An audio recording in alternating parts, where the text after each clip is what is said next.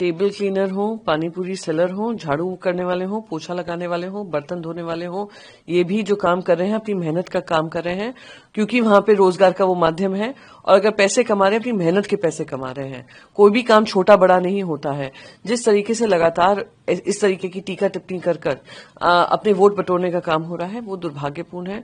और मैं उम्मीद करती हूं कि चुनाव वहां पर, क्योंकि तमिलनाडु में आ रहा है, उससे प्रभावित होकर इस तरीके की भाषा का इस्तेमाल कर रहे हैं कि ऐसे जो जिम्मेदारी वाली पोजीशंस पे हैं वो ऐसी चीजों कहने से बचेंगे। और किसी और की बेइज्जती करना अपने कैंपेन को बढ़ावा देने के लिए दुर्भाग्यपूर्ण है। और मैं फिर से दोहराऊंगी, वो अपने राज्यों से आते हैं क्योंकि रोजगार के माध्यम दूसरे राज्यों में होते हैं। अगर उनके राज्यों में होते तो शायद वो लोग को आने की जरूरत ना पड़ती, पर आ रहे हैं तो वही काम कर रहे हैं जो honest citizen of a country करते हैं। और इकोनॉमिक कंट्रीब्यूशन, जैसे मैंने कहा,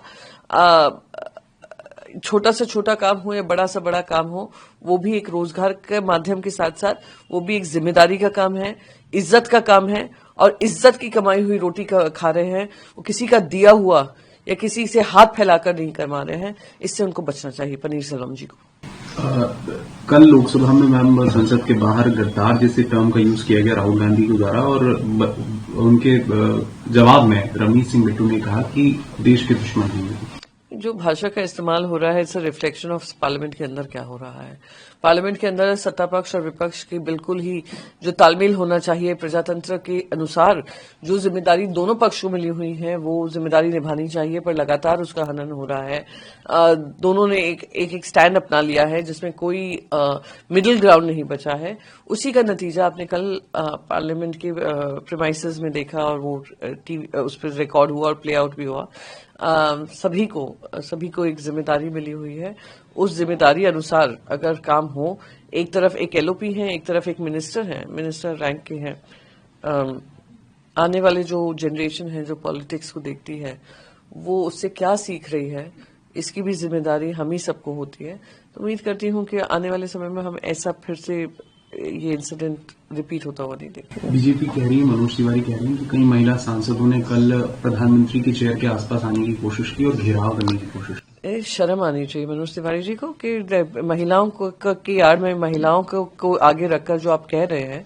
सबसे पहले तो उनको कह दूं कि महिलाएं काफी सक्षम हैं, वो निर्णय ले सकती हैं कहाँ प्रोटेस्ट करना है, कैसे प्रोटेस्ट करना है। ये जो सोच है भारतीय जनता पार्टी की सोच दर्शाता है कि आप वो महिला सांसद जो जनप्रतिनिधि हैं, जनता से चुनकर आई हैं, आप उनके ऊपर इस तरीके का आरोप लगा रहे हो। कहां तक सही है? हु चेक्स की कौन? ये है ऑपोजिशन प्रोटेस्ट कर रहा है। कौन अब जेंडर देखकर बोलने लगा है कि इस जेंडर के लोग प्रोटेस्ट कर रहे हैं?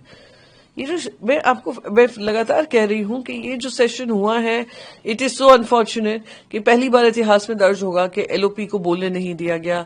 एलओपी कौन सी किताब का वर्णन से पढ़ रहे थे, उस किताब से जो आप छपने नहीं दे रहे हैं, जो छपी हुई किताबें इंतजार कर रही हैं पब्लिकेशन हाउस में कि मार्केट में आएंगी, उस पर आपने रोक लगाई हुई है, महीनों से रोक लगाई हुई है। इस आड़ में कि पहले मिनिस्ट्री ऑफ डिफेंस उसको क्लियर करेगी। फॉर्मर आर्मी चीफ की किताब है, आप सक्षम हैं, आप उसका जवाब दे सकते हैं। जनता ने आपको चुनकर भेजा है यही जवाबदेही तय करने के लिए, पर आपने उनको बोलने नहीं दिया। और फिर लगातार जो उस तरफ से सत्ता पक्ष की तरफ से जो किताबों का वर्णन किया गया, जो प्योरली सिर्फ स्लैंडर बुक्स है, जिनके ऑथर का ना अता है ना पता है, इस मंशा से बनाई गई कि कैरेक्टर असैसिनेशन करें, आप उन किताबों का कंपैरिजन फॉर्मर आर्मी चीफ की किताब से कर रहे हैं कि बेहद ही शर्मनाक है। और ये जो मनोज तिवारी जी कह रहे हैं, it is an outcome of the bitterness जो सत्ता पक्ष के मन में है और जवाबदेही से बचने का काम है। पर आज तक ये कहा गया opposition well of the house में आया, अब आप औरतों को, जेंडर को बताकर दिखाने की कोशिश कर रहे हैं कि महिलाओं को आगे रखकर कोई काम किया गया है। महिलाएं अपना निर्णय ले सकती हैं, अगर उनको विपक्ष में रहकर वेल ऑफ द हाउस में आकर प्रोटेस्ट करना है, वो उनकी सोच है, उनके हिसाब से है। वो आप नहीं बता सकते हैं किसको आगे रखा गया, किसको पीछे रखा गया। सदुद्दीन ओवैसी कह रहे हैं कि पिछले 11 सालों में प्रधानमंत्री ने सिर्फ अपने लिए ही काम किया है, देश को कुछ भी नहीं दिया। लोग डर के साए में जी रहे हैं बजाय उम्मीद के, और ये देश बड़ा होना चाहता है, सुपर पावर बनना चाहता है, लेकिन गरीब आदमी को कुछ नहीं मिल रहा है। जो इनकम इनइक्वालिटी है वो इतनी तीव्र है, और India is amongst the most unequal Nations wealth के हिसाब से, वेल्थ इनइक्विटी के हिसाब से, जो आप बार बार कह रही थी, राष्ट्रपति जी के अभिभाषण में हुआ, उन्होंने कहा कि 25 करोड़ लोगों को हमने गरीबी से हटाया। गरीबी से तो हटाया, पर आपने इनकम इनइक्वालिटी को एड्रेस नहीं किया है।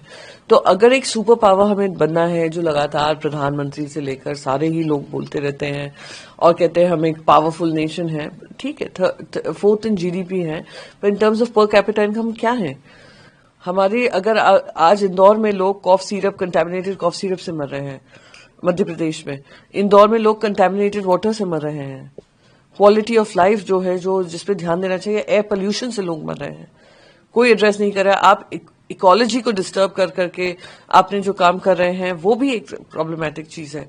तो एक सुपर पावर होने के साथ साथ सुपर जिम्मेदारी भी आती है, जिसका निवारण नहीं हो रहा है। बस अपने आप के लिए बधाइयां बटोर रहे हैं, अपनी पीठ थपथपा रहे हैं, पर जहां तक जनता के मुद्दे हैं उसको दरकिनार कर रहे हैं। और वो वही झलक रहा है जिस तरीके से हमने जो ट्रेड डील हमारी हुई है वो यूएस से जो फरमान जारी हुआ है उस अनुसार हुई है। खड़गे जी भी यही कह रहे हैं कि it will only benefit American farmers, not Indian farmers. जी बिल्कुल, आपने 18% टैरिफ के गुड्स हमारे जाएंगे, 0% टैरिफ पे इनके आएंगे।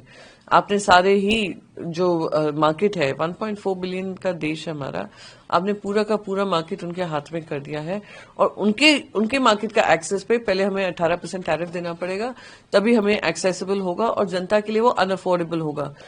तो जो वायबिलिटी है एक प्रोडक्ट की, वो उसी में खत्म हो जाती है। फिर आप वहां से कहा जा रहा है कि आप रशिया से तेल नहीं खरीदेंगे।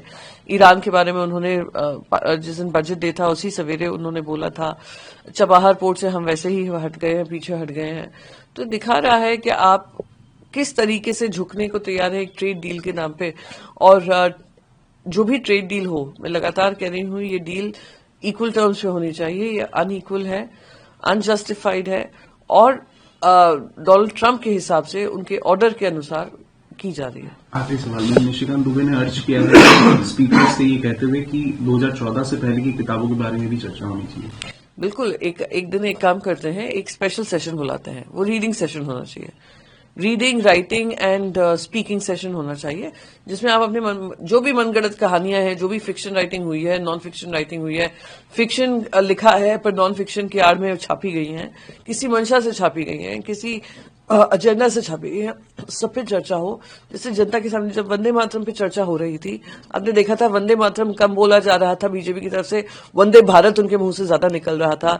तो जो वंदे मातरम भी नहीं जानते हैं पर उसका राजनीतिक फायदा उठाना जानते हैं, उन लोगों को अगर किताब पढ़ने को हम मजबूर कर दें और उनसे कहें कि हाँ 2014 की पहले सारी किताबों पे चर्चा होनी चाहिए, मैं तो उसका स्वागत करती हूँ कि जितना इंडिया पढ़ेगा उतना ही इंडिया बढ़ेगा और जनता को ये पता चलेगा कौन सी किताबें पढ़नी चाहिए, कौन सी किताब फिक्शन राइटिंग है और सच्चाई जनता के सामने आएगी।